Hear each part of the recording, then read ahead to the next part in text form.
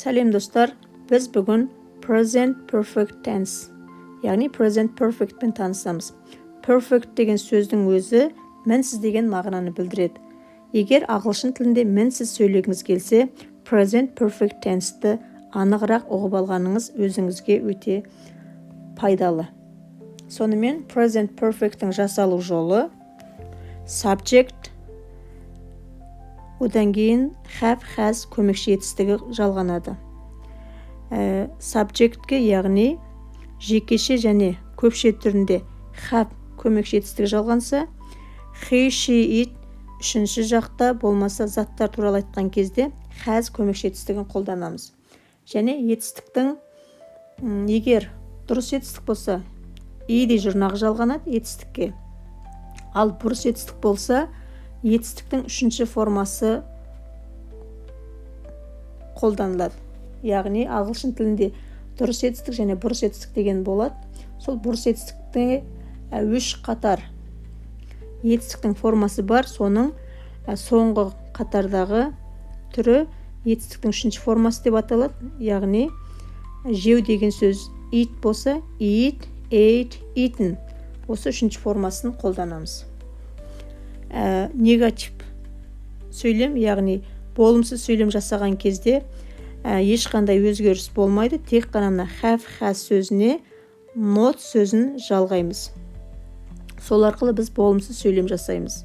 Ал сұраулы сөйлем жасаған кезде, яғни question form жасаған кезде тура ешқандай өзгеріс жоқ, жай ғана have, has көмекші етістігі сөйлемнің алдында келеді. Көріп отырғандарыңыздай, үш түрлі форма жасаған кезде де әрқашан етістіктің үшінші формасы болмаса, дұрыс етістікке иде жұрнағы жалғану арқылы жасалып тұр. Енді бірнеше қолданылу жолын айтып өтейік толығырақ. Жалпы үш түрлі жағдайда қолданылады. Бірінші, тәжірибе айтқан кезде never, ever сөздерін қолдана отырып. Тәжірибе дегенде, мысалға мен Қытайдың тағамын жеп көргем. Тәжірибе. Мен Лондонда болғам.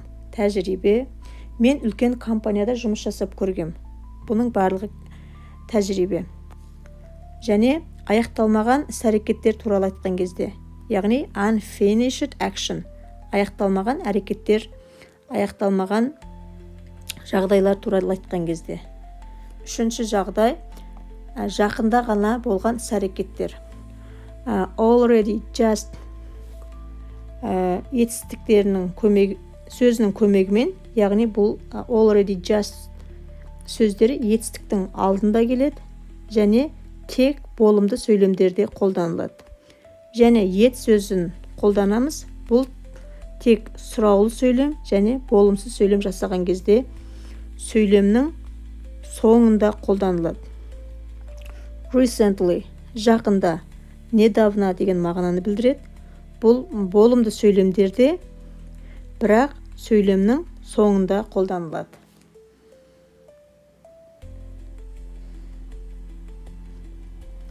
Мына слайдқа қарасаңыздар, қазақ халқының екі ұлы тұлғасы тұр және осы кісілердің шығармасы жайлы айтатын болсақ. Мысалға, Абай атамыз 170 өлең жазған. Қалай ойлайсыз? Бұл past simple шағында ма, болмаса present perfect шағында айтылған сөйлем ба? Яғни, Абай wrote around 117 poems. Яғни, Абай атамыз 170 өлең жазған.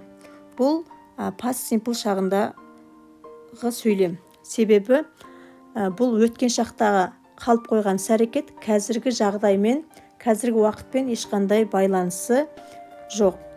Сондықтан да біз адамдардың шығармалар жайлы айтқан кезде, егер ол кісі өмірден өтіп кеткен болса, ол кісінің шығармасы ары қарай жалғаспайды. Сондықтан да жалғасын тауып жатқан әрекет емес, ол уже аяқталып қойған әрекет. Сондықтан да бұл past simple шағындағы сөйлем болады, яғни етістіктің екінші формасы қолданылады. Ал енді Мұхтар Шаханов атамыз 20-ға жуық кітаптар жазған. Бұл кісі өмірде бар, сондықтан да бұл кісілердің еңбегі әлі де жазыла береді, яғни аяқталмаған іс-әрекет, unfinished action. Сондықтан да Мұхтар Шаханов 20-ға жуық кітап жазды. Бұл present perfect simple шағында.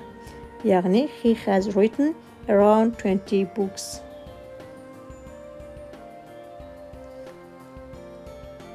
Көп жағдайда біз past simple шағы мен present perfect'ті салыстырамыз. Бұл өте дұрыс. Өйткені біз екі шақты да дұрыс ажыратып, дұрыс түсініп аламыз. Екеуінің айырмашылығы, бірінші суретке қарайтын болсақ, I painted a picture. Мен бір сурет салдым. Қарасаңыздар, өткен шақта салған, қазіргі шаққа ешқандай қатысы жоқ, байланысы жоқ. Яғни, өткен шақта болып кеткен әрекет қазіргі уақытта актуалны емес. Ал мына сөйлем present perfect шағында. I have painted a picture. Не үшін десеңіздер, бұл да өткен шақта суретті салды, бірақ нәтижесін көрсетіп тұр. Қазіргі уақытта сіздің алдыңызға келіп, өзінің не жасағандығын көрсетіп тұр. Яғни unfinished action. Қазіргі уақытпен байланысы бар.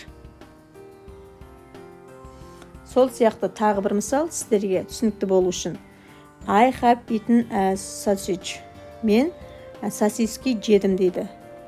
Бұның present perfect болатын себебі, ол өткен шақта жеді, қазіргі уақытта нәтижесін көрсетіп тұр. Яғни тарелкасы босаған, ауыздарын сүртіп, уже тамақшы болғандығын біз көріп тұрмыз. Бірақ әрекет өткен шақта орындалған. Тағы бір мысал. I have seen that beach already. Мен ол жағажайды болмаса сол саяхатты уже көріп тастаған. Ал past simple шағында ол қалай болады? I saw that beach on Thursday. Яғни аптаның нақты бір күні айтылып тұр. Past simple мен present perfect'тің ерекше бір айрықша айырмашылығы past simple'да уақыт міндетті түрде айтылады. Ал present perfect tense'те біз уақытын білмейміз. Ол already деген мүмкін жаңа бір апта бұрын, мүмкін 2 сағат бұрын, мүмкін 1 ай бұрын. Ең бастысы ода тәжірибе бар, жаңағы жағажайды уже көріп тастаған. Сонымен present perfect шағындағы time expression'дермен танысайық. Бірінші сөз just сөзі. Just сөзі тек болымды сөйлемдерде қолданылады, сөйлемнің басында. He has just arrived from New York. Ол Нью-Йорктан енді ғана келді. Ever сөзі сұраулы сөйлемдерде қолданылады. Have you ever been to London? Сіз Лондонда болып көргенсіз ба? Already сөзі болымды сөйлемдерде, сөйлемнің басында келеді, міне, етістіктің алдында болады. She has already read that book. Ол уже бұл кітапты оқып тастаған. Never сөзі. My friend has never seen my set. Менің досым менің көңілсіз шақтарымды ешқашан көрген емес. Yet сөзі болымсыз сөйлемде және сұраулы сөйлемде қолданылады. Have you graduated yet? Сен әлі бітірген жоқсың ба универді? I haven't finished it. Мен әлі аяқтаған жоқпын. Since сөзі содан бері деген мағынаны білдіреді. I have known Tiago since February. Мен февраль айынан бері Тиагоны білемін. For деген бойы деген мағынаны білдіреді. She has wanted to buy that house for years. Ол осы үйді сатып алғысы келіп жүргеніне жылдар бойы сатып алғысы келіп жүрді.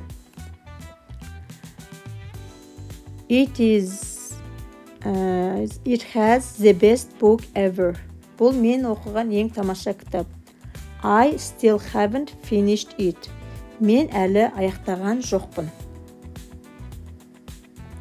Енді бірнеше мысалдарды қарап, контекст бойынша талдап көрейік.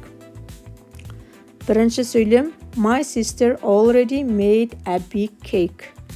Менің сестренкам уже тортты дайындап қойыпты. Мысалға, қандайда бір туған күн кеші басталғай жатыр, сол кезде біз көріп тұрмыз торттың уже дайын екендігін. I have seen that movie. Мен бұл киноны көріп тастағанмын. I have never been to Texas. Мен Техаста ешқашан болып көрген жоқпын. There has been an accident. Бұл жерде авария болған дейді. Яғни машинаның ұсақ деталдар шашылып жатыр. Өткен шақта болып кеткен әрекет, бірақ біз нәтижесін қазір көріп тұрмыз. Және ерекше бір жағдай, біз been сөзі мен gone сөзінің айырмашылығын білу керекпіз. Осы present perfect шағында. Been деген біз мысалға сен Лондонда болдың ба? Мысалға she has been to London. Ол Лондонда болған. Ол Лондонға барып, қайтадан еліне қайтып келіп алған. Бірақ уақыты маңызды емес. Ең маңыздысы ол тәжірибесі бар. Жаңағы Лондонға барған және қайтып келген. Ал gone сөзі ол Лондонға кетіп қалды. Әлі қайтқан жоқ, сол жақта жүр деген мағынада. She has gone to London. She has gone to London. Ол Лондонға кетіп қалды. Бүгінге осы сіздер үшін пайдалы болды деген сенімдемін. Сабақ ұнаса лайк басып, комментарий жазып, каналыма тіркеліп кетулеріңізді сұраймын. Сау болыңыздар.